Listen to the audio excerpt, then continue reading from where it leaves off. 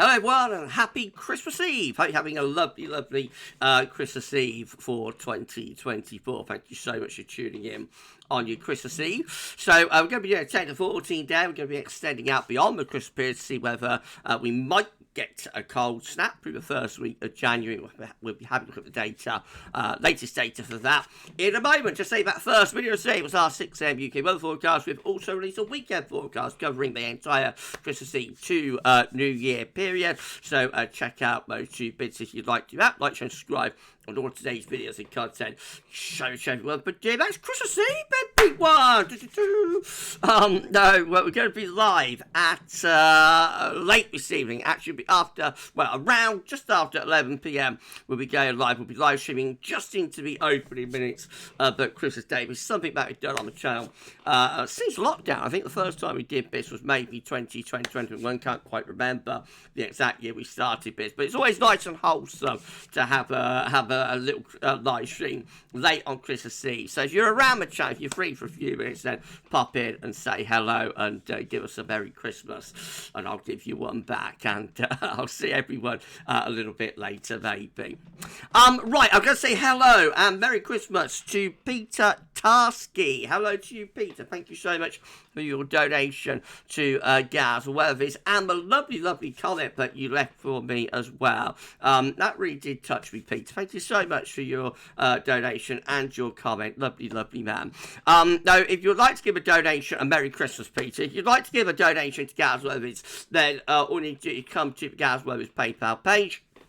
The link is in the description with the video, just down there. It's down there, everyone. Sign into your PayPal account, send whatever donation you would like to GavsWeatherVids, and we'll give you a shout out in the video. Well, we won't be able to say Merry Christmas, I don't suppose, now, because the next 10 14 day will be on Boxing Day. I suppose Merry Christmas on Boxing Day is still alright, isn't it?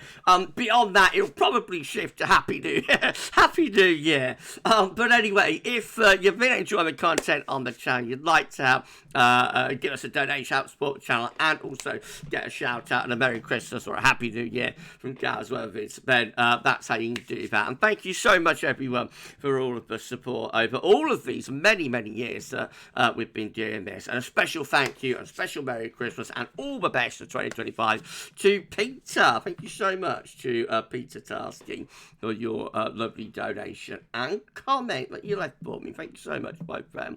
Right, let's start off with CT then. The central temperature is now under 7 degrees. Haven't seen that very often this month so far, but we're now sitting at 6.9. That's still 2.4 degrees above 61 to 99 average, though. And it's provisional to yesterday, to 23rd December, Christmas Eve. That's going to start lifting back up again over the next few days. This is the reason why. Piece of a GFS upper air temperature and precipitation ensembles. We're at Norwich today. The red line is 30-year upper air temperature average, although that is looking increasingly short, isn't it? It breaks the new year. They will get that sorted out when we get into 2025, don't worry. But at the moment, anyway, we're way above average, very mild, exceptionally mild with the upper air temperatures for Christmas. We've been, of course, highlighting this the past few days, but there it is. So that's the reason CT going to be lifting up. After Christmas, see a gradual decline in the upper air temperature, but still mild, really, until we get towards the new year. And then we find the upper air temperatures going actually a bit below average. So we've got to draw a red line here. So if you can envisage, I suppose, that the red line will be like that, then you can see that actually we're a bit below with the ensemble mean, which is a white line, a bit below the 30-year average around and into the beginning of 2025. So a bit of a cooler or colder snap is possible. There's a lot of scatter within that, though, I have to say. So we've got the mild ensemble members still persisting up here. Most of them are going colder, though, I think, around the new year.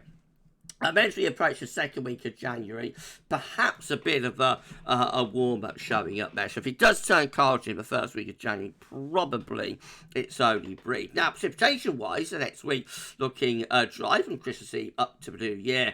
And then over and after the New Year, much more in the way of precipitation, especially around the New Year itself. And as I said on the weekend forecast, I'm not entirely ruling out chance of a spell of stormy weather sometime around New Year's Eve or New Year's Day. Could could well be one to watch. If it doesn't turn stormy, it certainly looks wet and windy around the new year. And then in the wake of that low, perhaps turning a bit colder through the first week of January. More about that in a moment. Temperature anomalies. Oh, let's have a quick look at snow row. See how that's shaping up. So, well, there's a few snow spikes there. Not particularly exciting, though, around the New Year period. Let's go to Northampton. So, there, that looks a little bit more encouraging, though, for me in the towers, actually. More in way of a snow spike potentially out in towards the Midlands. I expect London looks a bit loaded. London does a bit better than Norwich, anyway. So, yeah, as always, the further north and west you go, the more chance you've got, I suppose, of some wintry weather. There are some pretty large snow spikes in there as well. So you never know. We might be doing snow watch as we approach the new year. That would be exciting, wouldn't it? We'll keep you updated. Right, temperature anomalies from the 24th to the 24th of December, proceed to New Year's Day, 1st of January, above average. Going to be a very mild period to come. Precipitation anomalies starting to show a change now. Scotland turning wetter than average. Still drier than average for much of Ireland, England, Wales, but we can expect those precipitation anomalies to start shifting in a wetter direction, I think, as we get beyond the Christmas period. The latest info back from Earth, nullschool.net, shows a reason that we are having such a mild Christmas again this year. We've got high pressure from the Azores into the Bay of Biscay, plenty of low pressure up towards Greenland, Iceland, and up is coming that long fetch southwesterly wind. The areas originating from the Azores, even south of the Azores, and dragged up into the west of Europe. Bringing a lot of cloud, yes, with it, of course, but also bringing those exceptionally mild temperatures. Not warm everywhere. If we go towards the eastern, southeastern part of Europe, there we see the wind is actually coming in from the north and also from the east. So if you want some winter, winter this Christmas, I would say get on a plane. And I don't know, go to the Balkans, maybe. I reckon there could be a little bit of snow in the Balkans. Hello to all of you over in the Balkans watching GavsWeatherVids. Hello to all of you in Europe. So we're going to have lots of continental viewers.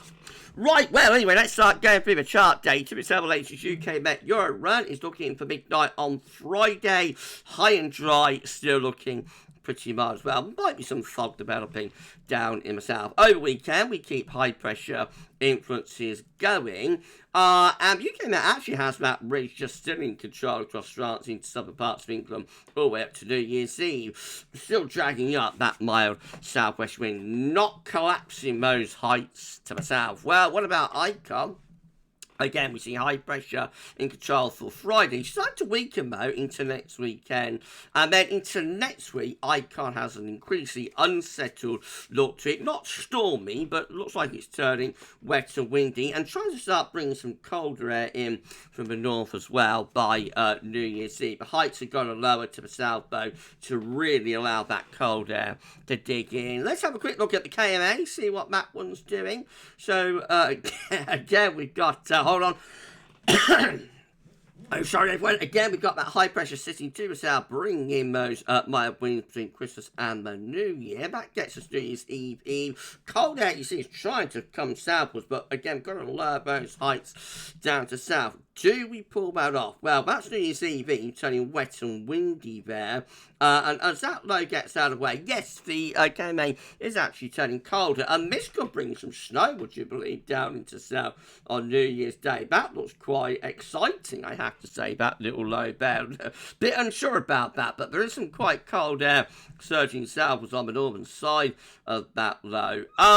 We're back into milder, well, less cold westerlies there by the 3rd of January, but that's before to the 5th, and again, looking a bit cold there, and winds going into the north, low pressure into the north. So there's no particular northern blocking supporting this, so the suspicion would be that this low here would start rolling in and turning things milder beyond the 5th of January. But, you know, this could be quite a cold and maybe at times quite wintry sort of first week to January anyway. It's one to watch. It's a slow burner.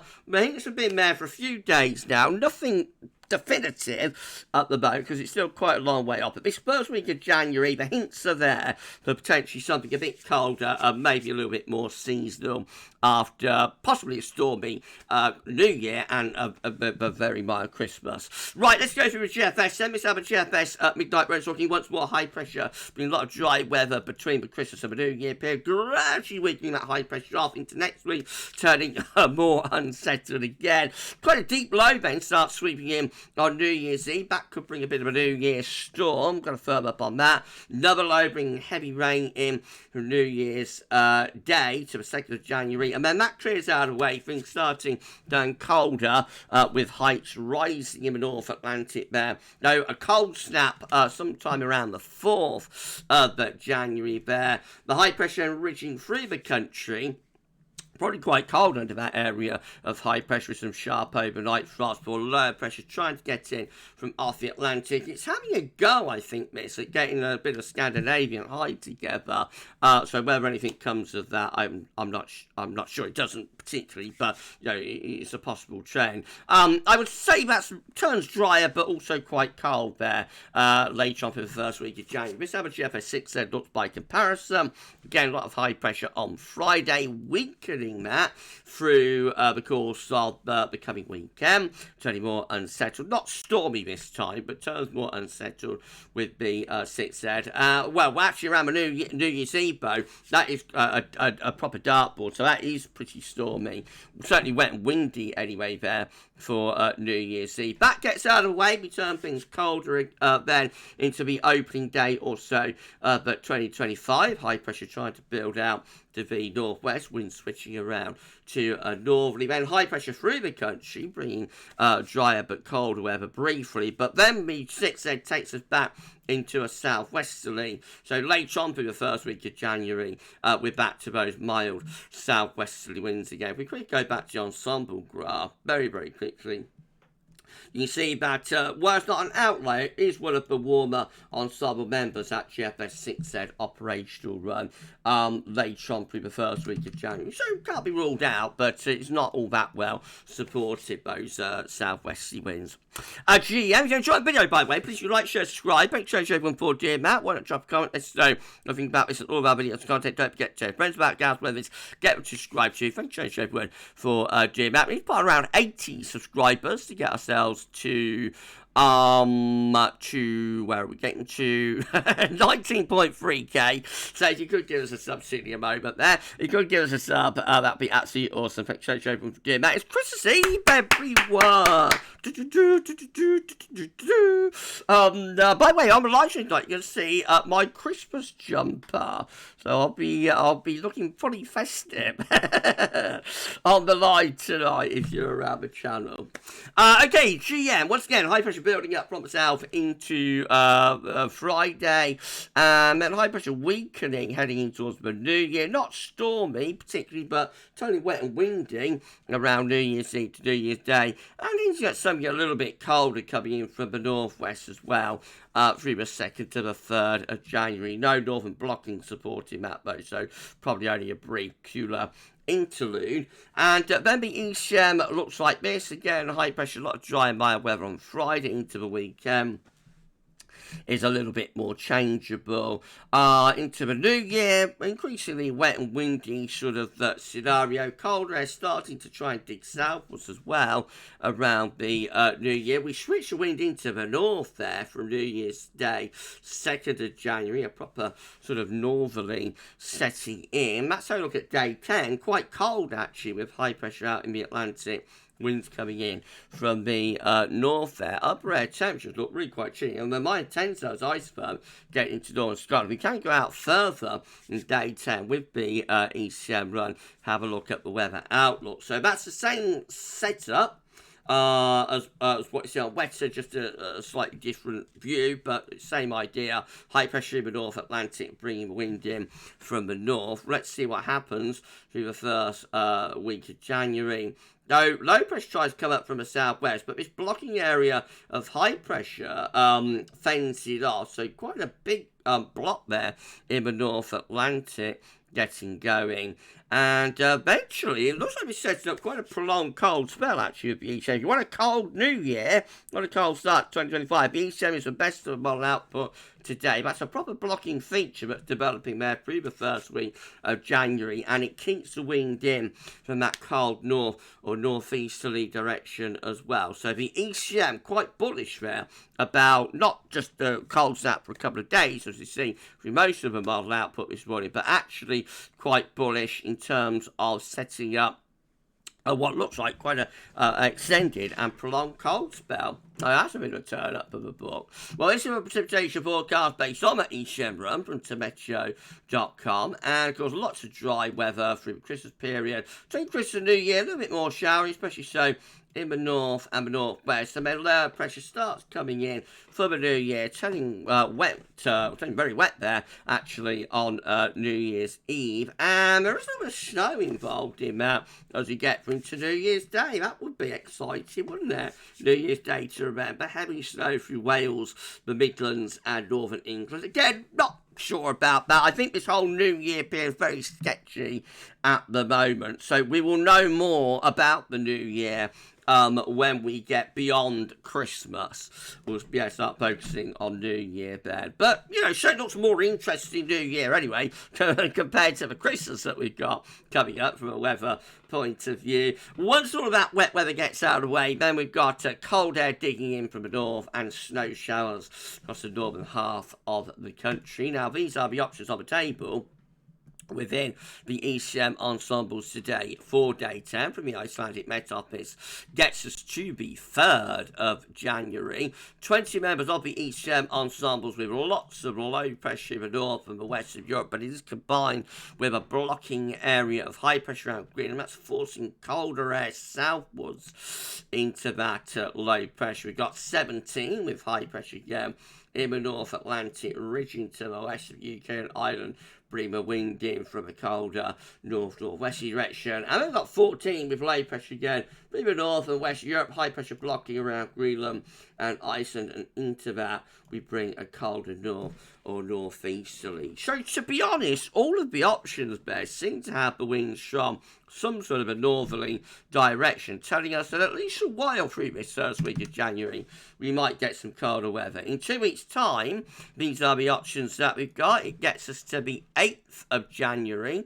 20 members of the ECM ensembles then have high pressure just through the west of Europe. That's probably going to be quite a cold ridge, bringing frost and fog. We have 16 with high pressure to the north and the west of the UK. So that brings the wind around from a northeasterly direction. That could be mostly dry but quite chilly. And they've got 15 climate control and the operational taking the high pressure even further north and produce a proper blocking feature with it around Greenland, ice and low pressure is to the east. Winds coming in from a cold north or northeasterly direction. Oh, it certainly looks like we could get a cold snap through the first week of January. Will that develop into a prolonged cold spell?